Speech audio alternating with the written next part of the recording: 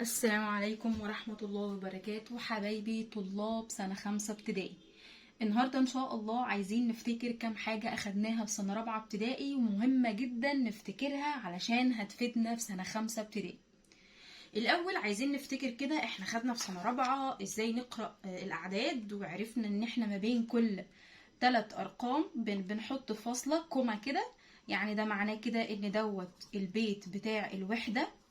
وبعد كده لو في ارقام تانية هنا كده يبقى ده بيت الالوف، وبعد كده كوما خلصنا في بيت تاني كده يبقى ده بيت الملايين.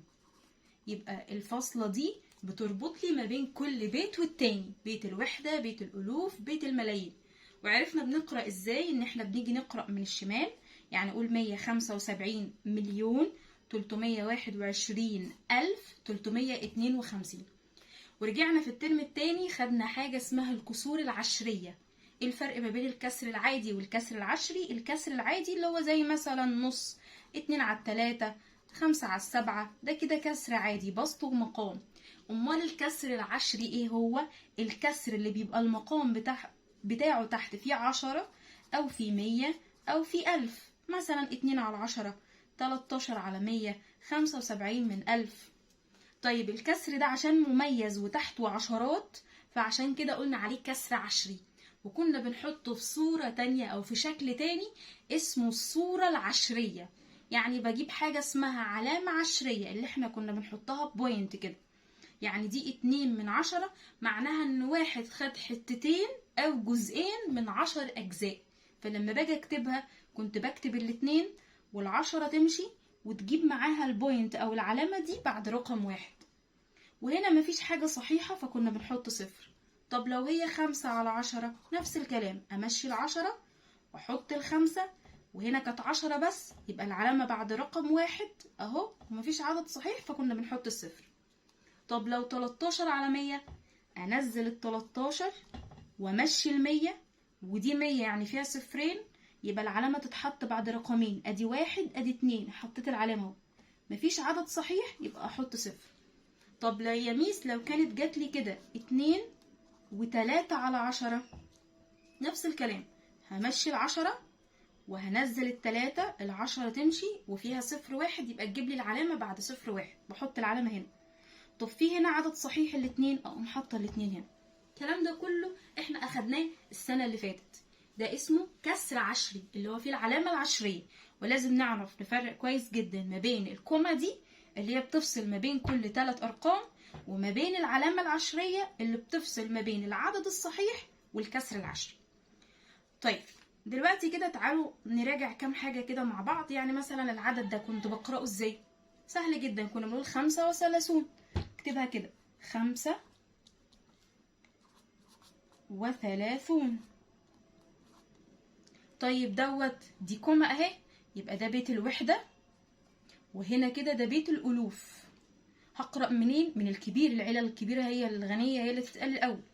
يبقى أقول 4000 وأعمل فصل عشان أقول له إن أنا خلصت بيت الألوف. طب البيت اللي بعده فيه كام؟ 397، واكتب 397. طيب اللي بعدها هفضل يا ميس اكتب 9 ملايين 350,491. لا، خدنا السنة اللي فاتت طريقة برضو سهلة. انا عارفة ان ده بيت الوحدة، وده كده بيت التاني بيت الالوف، ده بيت الملايين. فانا هقوم قايله له كده كاتباله 9 واقول له مليون، يبقى انا بقول له بيت الملايين في 9 مليون. واعمل فاصلة، بيت الالوف فيه كام؟ 350، اقوم كاتباله 350 ألف. واعمل فاصلة، بيت الوحدة فيه كام؟ 491. بس كده صح وكده صح. طيب اجي ابص بقى هنا، ايه ده؟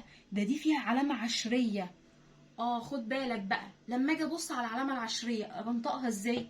احنا بنبتدي ان احنا بنقرأ من الشمال اللي هي الارقام الكبيرة، الالوف، هنا الملايين، كل اللي على الشمال ده يبقى اكبر. يبقى انا عندي هنا العدد الصحيح على الشمال والاجزاء على اليمين.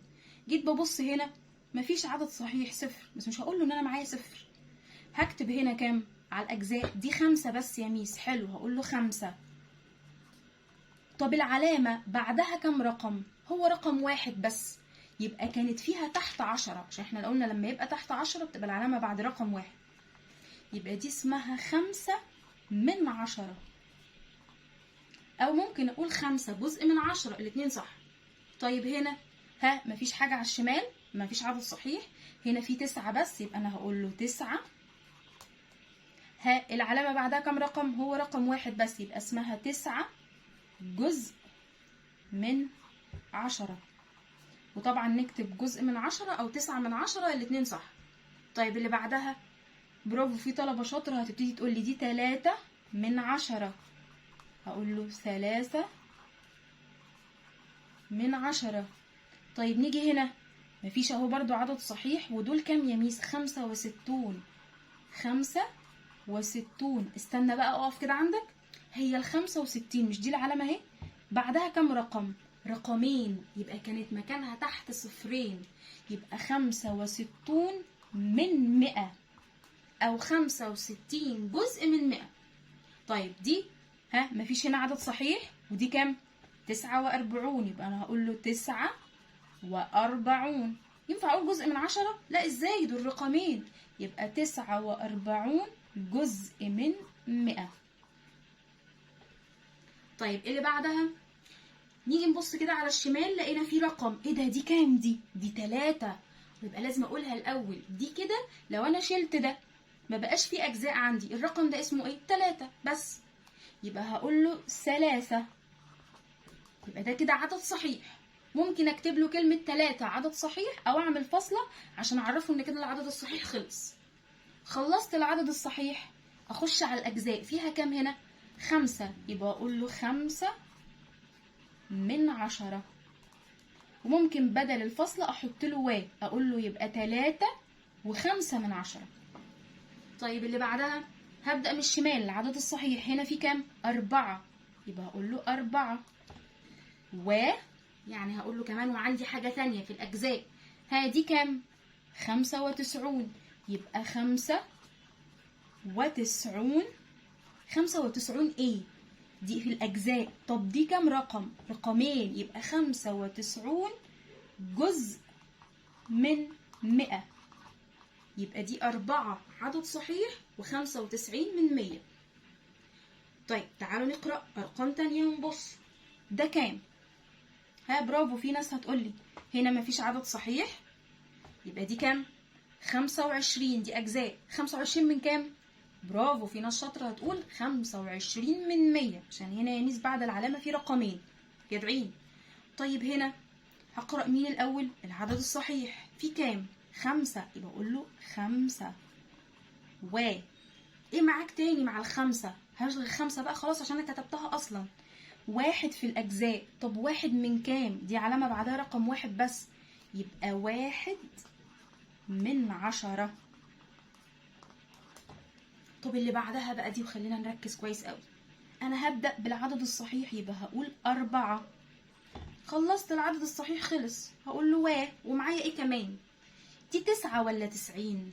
هو انا لو جيت كتبت كده 9 اهي، هتفرق لو عملت ال9 وجنبها صفار على الشمال؟ لا، الصفر على الشمال ملوش لازمة، بنعمل فيه ايه؟ بنضربه بالجزمة كأنه مش موجود، يعني ملوش قيمة، كأنها هي 9 بالظبط، هي 9 بس. طب لو انا عملتها قدام، لا تفرق يا ميس، دي بقت 90، بقت مهمة عندي. يبقى انا ال9 دي احطها كده، احط لها صفر، احط لها صفرين، احط لها 3 اصفار، اجزاء مش مشكلة، المهم لما اجي اقراها صح. يعني انا لو حطيت 9 وتحت 10، يبقى انا بقول له انا خدت 9/10. لكن لو 9 وتحتها 100، ده انا بقول له خدته 9 من 100، لا ما ينفعنيش. يبقى في الاجزاء بتفرق، لكن لو في العدد الصحيح كده مش هتفرق. طب تعالوا نبص كده هنا، انا قلت 4 خلصتها. طب ده كام لوحده كده على بعضه؟ اقراه واقول كام؟ 9، عشان الصفر على الشمال ملوش لازمه، فانا هقول له 9. طب هو خد 9 من كام؟ بصوا، بعد العلامة في رقمين، يبقى هي كانت 9 من 100. خلي بالنا من النقطة دي، عشان في ناس بتتلخبط تقول 9/10. لا، العلامة العشرية بعدها رقمين، يبقى ده كده من 100، وبعدها رقم واحد يبقى من 10. طيب نيجي هنا لما نيجي نقرأها، في ناس شاطرة هتبتدي تقول كده أنا هقرأ العدد الصحيح الأول اللي هو على الشمال، الكبير يبقى على الشمال. كام؟ 15 يبقى 15 خلصناه. بعدها 67 من 100 يبقى 15 عدد صحيح، و67 من العلامة بعد رقمين يبقى من 100. طيب اللي بعدها دي كام؟ احنا هنبدأ بالعدد الصحيح طبعا. 79 خلصنا العدد الصحيح فهعمل له فاصلة، خلصت 79. اللي بعدها دي 8 وجنبها صفرين، يعني لما اجي انطقها هنطقها 8 باخده بس من غير حاجة، فهقول 8. هي 8 بس. طب ال8 دي جزء من كام؟ تعالوا نعد. عندها 1 2 3. مين اللي بيبقى عندها 3 أرقام؟ الألف. اللي عندها 3 أصفار الألف. يبقى 8 من 1000 أو 8 جزء من 1000. يبقى لو رقم 1 بعد العلامة بقول من 10، رقمين بقول من 100، 3 أرقام بقول من كام؟ من 1000. وإن شاء الله الأجزاء من 1000 دي هناخدها بالتفصيل السنة دي. طيب لو أنا عايزة القيمة المكانية والقيمة الرقم، وده سؤال مهم جدا جدا جدا لأنه بيجي في الامتحانات كتير. القيمة المكانية وقيمة الرقم. كنا بنقول في سنة رابعة قيمة مكانية لغة عربية. قيمة مكانية لغة عربية يعني إيه؟ يعني هو عايز اسم الخانة باللغة العربية بس، أحاد، عشرات، مئات، ألوف وهكذا. طيب العلامة العشرية دي بتفصل لي ما بين الكبار وما بين الصغيرين. الكبار اللي هو العدد الصحيح، والصغيرين اللي هم الأجزاء. العدد الصحيح اللي احنا عارفينه عادي من أولى ابتدائي، اللي هو بيبقى أوله أحاد، والرقم اللي بعده عشرات، واللي بعده مئات، ألوف، عشرات، ألوف وهكذا. طيب الأجزاء اللي احنا خدناها السنة اللي فاتت، أول رقم ده هو جزء من 10. طب اللي بعده اسمه جزء من 100، لأن احنا بنقول الصورة العشرية بتبتدي لما المقام يبقى 10 وبعد كده أكبر، مفيش حاجة أقل من 10، ما ينفعش نقول اسمه صورة عشرية. كسر عشري بدايته 10 وبعد كده بقى 100 وال1000. فأول حاجة عندنا الجزء من 10 وبعد كده الجزء من 100 اللي احنا خدناه السنة اللي فاتت، ولو في رقم بعده اللي احنا هناخده برضو إن شاء الله السنة دي هيبقى اسمه الجزء من 1000. يبقى هي دي القيمة المكانية اللي هو اسم الخانة باللغة العربية. أمال قيمة الرقم دي إيه؟ يعني عايزها بالأرقام تعمل كام؟ زي لما أجي أديك كده ورقة واحدة بس فيها 10 جنيه، يبقى الورقة واحدة إيه؟ بس هي ب10 جنيه. طب أجي أديك ورقتين، دي ب10 ودي ب10، فأقول لك اللي معاك كام؟ هتقول لي 20 جنيه، يبقى أنت عرفتها. فأنا لما أجي أقول هنا أنا معايا 5 في الأحاد، 5 جنيهات بكام؟ ب5. طب معايا 7 ورقات ب10 جنيه، يبقى السبعة ب70. طب نيجي بقى هنا في الجزء من 10، دي 4 في خانة الجزء من 10، ممكن اكتب له كده اقول له 4 من 10، يعني كأني اخدت 4 حتت من 10، 4 على 10. او اكتبها كده 4 جزء من 10، يعني احط العلامة العشرية بعد رقم 1. طيب الجزء من 100 دي 2 من 100، يعني كأنه عمل كده خد 2 من 100. او ممكن احطها في صورة عشرية كده، اكتب 2 وانا عايزه العلامه بعد رقمين، هعمل ايه؟ مين اللي دايما يساعدني ويتصرف لي؟ الصفر. اقوم حاطه صفر وبعد كده احط العلامه، يبقى كده اسمها 2 من 100. طيب تعال نحل كده افكار. بيقول لي قيمه الرقم 7 في العدد ده. قيمه الرقم يبقى عايزه بالايه؟ بالارقام. فاجري على رقم 7، والاول امسك العلامه اللي عندي، ادي العلامه اهي عشان ما اتلخبطش. السبعه ناحيه الصغيرين ولا ناحيه الكبار؟ ناحيه الصغيرين. أول خانة بعد العلامة اسمها جزء من 10، يبقى السبعة دي خانة الجزء من 10. طب هو عايزها بالأرقام، السبعة في الجزء من 10 تبقى بكام؟ يبقى 7 من 10، اللي هي 7 على 10 كده، أو ممكن أكتبها 7 من 10 كده، الاتنين صح. طيب اللي بعدها بيقول قيمة الرقم 3 في العدد ده. أمسك العلامة وبص، ال3 دي في الكبار ولا الصغيرين؟ في الكبار، يبقى أول حاجة اسمها أحاد، يبقى ال3 قاعدة في الأحاد. بس هو عايز قيمة الرقم، عايزها بكام؟ 3 في الأحاد تبقى بكام؟ ب3 بس.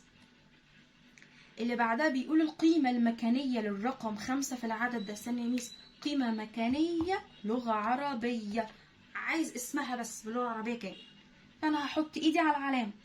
انت يا 5 ناحية الصغيرين ولا الكبار؟ ناحية الصغيرين. أول حاجة جزء من 10، جزء من 100، يبقى ال5 دي قاعدة في خانة اسمها جزء من 100. هو عايز اسم الخانة بس اللي قاعدة فيه رقم 5.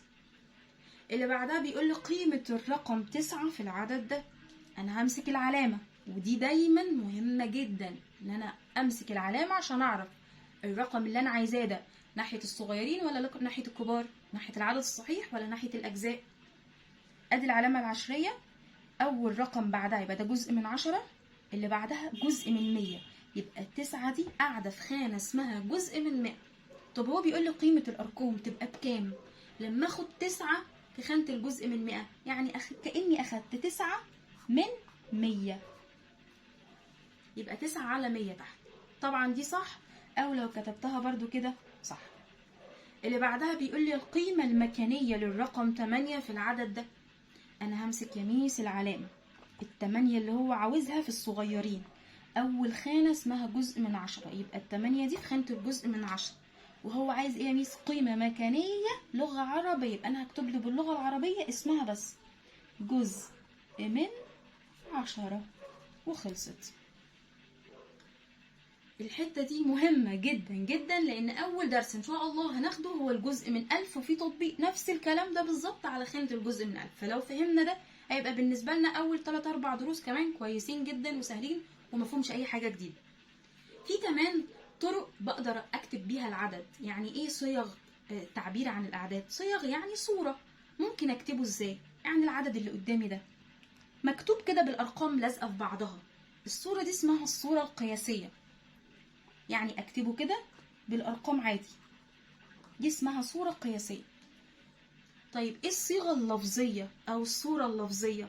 ان انا والله بدل ما اكتب الكلام ده كده اقول له بص دي اسمها 64 عدد صحيح، في العدد الصحيح 64 واعمل له علامة، وهنا 35 منها برافو من 100. يبقى انا كده مسكت الرقم اللي عندي، بدل ما الارقام ما هو بالارقام كاني بقراه بكتبه باللغه العربيه. دي اسمها صوره لفظيه، جايه حتى من اسمها لفظيه فيها الفاظ. يبقى 64 عدد صحيح و35 من 100. طيب ايه الصيغه الممتده؟ الصيغه الممتده برضو احنا خدناها السنه اللي فاتت، ان احنا بنقعد نمد نمد نمد في الرقم. نمد فيه ازاي؟ امسك كل رقم واحطه لوحده. فابدا مثلا بالكبار، همسك الكبار اهو، اشيل الاجزاء دي خالص وامسك الكبير. الاربعه قلنا في خانه الاحاد تبقى بكام؟ ب4. طب الستة في خانه العشرات، 6 عشرات يبقى ب60، يبقى 4 زائد 60. طب خلصت العدد الصحيح، ابص على الاجزاء، الرقم ده كام؟ 3، بس ال3 دي في خانه الجزء من 10، يعني كانها 3 على 10. طب اللي بعدها دي كام؟ 5، ال5 دي في خانه الايه؟ الجزء من 100، يبقى 5 على 100. يبقى انا كده فكيت الرقم. حتى اسمه صورة ممتدة لان انا بمد الرقم، بفضل افك فيه. طيب يعني ايه صيغة الوحدات؟ الوحدات ان انا امسك كل وحدة بقى لوحدها، كل رقم لوحده وافصصه بقى. بدل ما اقول له 4 في الآحاد ب4 على طول، لا ده انا بقى هقعد افصل. هقول له 4 في خانة الآحاد، خانة الآحاد يعني 1. طب ال6 في خانة العشرات، اقول له كده 6 في 10 اللي هي خانة العشرات. وبعد كده ال3 في خانة الجزء من 10، فاقول له 3 في جزء من 10 يعني 1 على 10. اللي بعدها 5 موجودة في خانة الجزء من 100، فاقول له 5 في 1 على 100. يبقى خلي بالنا الصيغة الممتدة أنا اللي بفهم بدماغي، بقول له 4 في الآحاد تبقى ب4، 6 في العشرات يبقى كده 60. إنما صيغة الوحدات هو عايز يعرف أنت عارف كل واحدة لوحدها واقفة في خانة إيه ولا لأ. فأقول له 4 في 1 اللي هي الآحاد، 6 في 10 اللي هي خانة العشرات، 3 في جزء من 100. كلمة جزء من 100 أو جزء من 10 يعني معناها 1 من 10، دي اسمها جزء من 10. طيب تعالوا ناخد تطبيق كده على الحته دي. بيقول لي اكتب العدد ده بصيغه الوحدات. وحدات يبقى كل واحده لوحدها، ويشوفني فاهمها ازاي. هنبدا بالعدد الصحيح. شلنا ده، دي 3، يبقى 3 في خانه الاحاد، يبقى 3 في 1. بعدها 2 في خانه مين؟ العشرات، يبقى 2 في 10. خلص العدد الصحيح اللي هو الكبير، هخبيه وابتدي اخد الصغير. اول حاجه ال5، احنا بنبدأ طبعا من جنب العلامة، ما بنبدأش من الأول. 5 في خانة الايه؟ جزء من 10، فأقول له 5 في كلمة جزء من 10 يعني 1/10. بعدها 1 في الجزء من 100، يبقى 1/100. ان شاء الله الحاجات دي لو اتأسسنا فيها صح وظبطناها كويس جدا، هنلاقي بالنسبة لنا الوحدة الأولى أغلبها سهل وكويس جدا ومفهوش أي حاجة. دي ان شاء الله حصتنا النهاردة. المرة الجاية هيبقى فينا جزء تاني في الأساسيات اللي محتاجينها، وهنحتاجها من سنة 4 ابتدائي للترم الأولاني في 5 ابتدائي. ولو في أي حاجة مش فاهمينها تقدروا تسألوني في الكومنتات، ولو محتاجين حاجة تانية تقدروا تقولوها لي وإن شاء الله هرد عليكم. وتقدروا تعملوا سبسكرايب أو اشتراك في القناة وتبعتوها لأي حد محتاج القناة.